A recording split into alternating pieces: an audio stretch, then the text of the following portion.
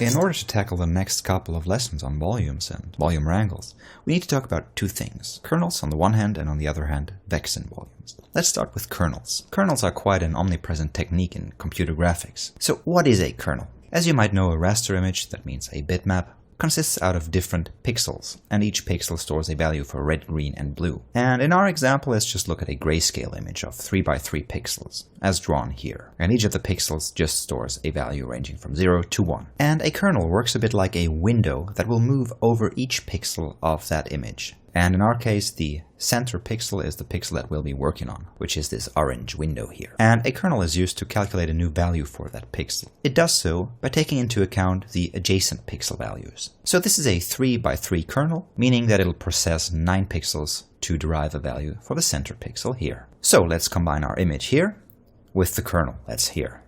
And we'll be working on this orange center pixel here. So in order to calculate the current pixel's new value, we will multiply each pixel by its corresponding multiplier value that we will find in the kernel here. These pixels on the corners here will be multiplied by 0, so they will result in a value of 0 here, while these other values will be multiplied by 0.2, yielding these results denoted down here. And after we multiplied each individual pixel with its corresponding multiplier, we will add those results, finally yielding, in our case, this value here of 0.36, which will be our new value for our center pixel here. So what this kernel up here stores is just a bunch of weighing factors that we will use for multiplication and then addition of all of our pixels. And this is a really simple operation, but it's really powerful. When looking at our grid, you might ask yourself, what happens when our kernel moves over those edge pixels here? How and where do we get those values from that lie outside of our image grid? And basically there are 3 different techniques of dealing with that situation. First technique would be to just assume a fixed value for all pixels lying outside our grid, for example 0 or 1, which sometimes is just called constant. Another technique would be the wrapping technique, which means when we go out on this side of the image, we will just wrap around and look at the other side of the image and take this value into account. And finally, the last technique that we will be using most of the time is to expand our grid and just copy the outermost values to their adjacent cells and work on those values as well. Just to give you an example how a kernel can be used, I recommend the kernel image processing site on the Wikipedia, which has some nice and really useful examples of what a kernel can do. So, for example, you can just use a kernel to output the same image that you input. Well, not really exciting, but you can use it for edge detection, for example, with those corresponding weights here. This is, for example, what I did in the paper spiral setup that was on our free channel. Or you can use a kernel to sharpen an image, to blur an image, or to create something like an unsharp mask. Also, not surprisingly, you can find and create individual kernels, for example in Photoshop, by going to Filter, Other, and Custom. And when I drag this over, you can see this matrix here, where I can input my kernel values. It's a 5 by 5 kernel here, so 5 times 5 values. Let's try that and have a look at the Wikipedia page, and for example, try this simple edge detection here. So it's a cross of 1s and a -4 in the center. So this is a -4. And then a cross of 1s around it. And you can see this yields a simple edge detection here. So you might ask yourself, would it be possible to use those kernels not only on 2D images but also on 3D volumes, for example to, say, sharpen a smoke simulation? Glad you asked yourself that. And if you didn't, don't worry, I asked myself that and it turns out yes, you can. Let me show you how. What I'll do in Houdini is set up the most basic smoke simulation, for example, by dropping down a sphere, scaling this down a bit, and then just going to the shelf tool in Pyrofx and hitting Wispy Smoke. It'll just display a warning here, just as an info so that my object level scaling has been converted to world space.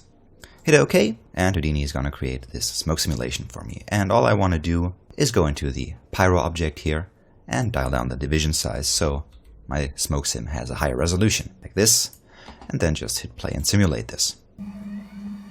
Just hit stop here, and I don't care about the intricacies of my simulation, it's just so that I have an example of a density field coming from a smoke or fire simulation. I'm going to go into the Pyro import, and just go hide other objects, and all I care for now is the import Pyro fields here. And I just want to import one field, and that's automatically set up to be the density here. So my density is coming in here. Just going to drop down a volume visualize node And we'll dial up the density scale to 100, wire this up, so we can see the smoke coming in here. And maybe 100 is a bit too much, so let's go to 50, like so. When I scrub through this, you can see this wispy smoke coming off my sphere here. And what happened in production at some point to us was that we had a smoke simulation a bit more elaborate than this, but basically a wispy smoke simulation, that we needed to give some additional detail to. And for some reason or the other, we couldn't afford to increase the resolution or resort to other tricks. So what we thought was, why not try and sharpen this simulation, similar to how you'd sharpen an image. And the most straightforward way you can do this in Houdini is by dropping down a volume convolve 3x3x3 node. And what that gives me is the ability to set up a kernel, a three-dimensional kernel, that will run through this volume. So you get this array of values here, but which values are you going to put in there? So what these 27 values represent is basically a slice through a three-dimensional volume kernel here. So I visualized those slices here, just the front one, the center one, and the back one. And the weights I want to input there are those. So how did I come up with those? Well, when looking at an image processing kernel for sharpening or for edge detection, the principle is this. On your center pixel, or voxel in our case, that's the center cube of our grid here, we will have a negative value, with all the adjacent voxels having some positive value. And in our case, we just want to pay attention that if we add up all those values together, we end up with a sum of 0. And when you look at those values a bit longer, you might start to see a system behind those values. So for each voxel directly adjacent to the center, we give those voxels a value of 1, a weight of 1. For those voxels that are a bit further away, so that take 2 steps to reach, like 1, 2, we give them a value of 1/2. And for the voxels farthest away, like those on the corners here, we give them a value of 1/4, as you need 3 steps to get to these voxels from the center. Let's illustrate this a bit further. So what we have here, the voxels where the value is 1, they just take 1 step from the center, and it's 1 divided by 1 equals 1. Or we could rewrite this as 1 divided by 2 to the power of 0. And 2 to the power of 0 will result in a 1, so it equals this, so it equals this. The next value is 0.5, or 1/2, like I've written here. And 1/2 can be written as 1 divided by 2 to the power of 1, which means 1 divided by 2, which means 0.5. And lastly, we have 0.25, which is 1/4, 1 divided by 4, which can be written by 1 divided by 2 to the power of 2. And you might ask yourself, why would I write these values in this weird way? Well, if you look at the exponent, that's the small number up here, you see it just increases from 0 to 1 to 2. And we can use this property to convert our distance from our center voxel into a weighing factor. Let me show you how. But first, we will manually enter those values into our volume convolve here. So my dead center of my kernel has a value of -14. Adjacent voxels have the value of 1. Also adjacent voxels in the z direction. Voxels with a distance of 2 have a value of 0.5. Let's copy this.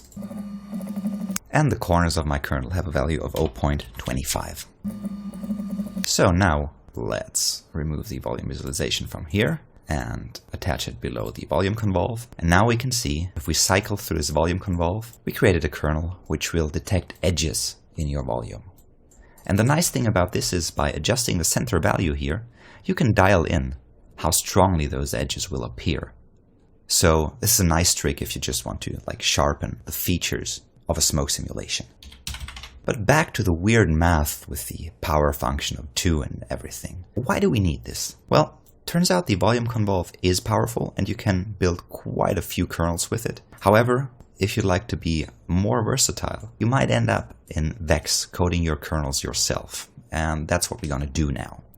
So we're going to drop down a volume wrangle, wire this up to our import pyro fields, and let's also copy the volume visualization here and wire this up to our volume wrangle as well. Maybe a good time to save this. And in our volume wrangle, what we need to do is we need to run through this grid. And of course we could do this manually, but a 3x3x3 grid would result in us typing in 27 individual values and value calculations, which is a bit tiresome. And also, if you want to expand the kernel to be maybe a 5x5x5 or a 7x7x7 kernel, you end up with an increasing number of individual functions that you have to type in, which is maybe not the most straightforward way of doing this. So instead what we're going to do is we will build the kernel using something called nested loops. So we will stack 4 loops into each other like a matryoshka built out of 4 loops in order to run through our volume kernel. Let me show what I mean. So let's create a first for loop. Let's call this XO for X offset. And we're going to start with a value of -1. We want to step -1 in one direction from the very center of our kernel. Let's do this as long as XO is smaller or equal to 1. And we want to increase this each step by just 1. So what we've written here is we're just going to step in X direction from -1 to 0 to 1. Let's copy this and inside this loop, paste it again. And this time let's call it Y offset, YO. And again another time, copy it, paste that, and call it ZO for Z offset.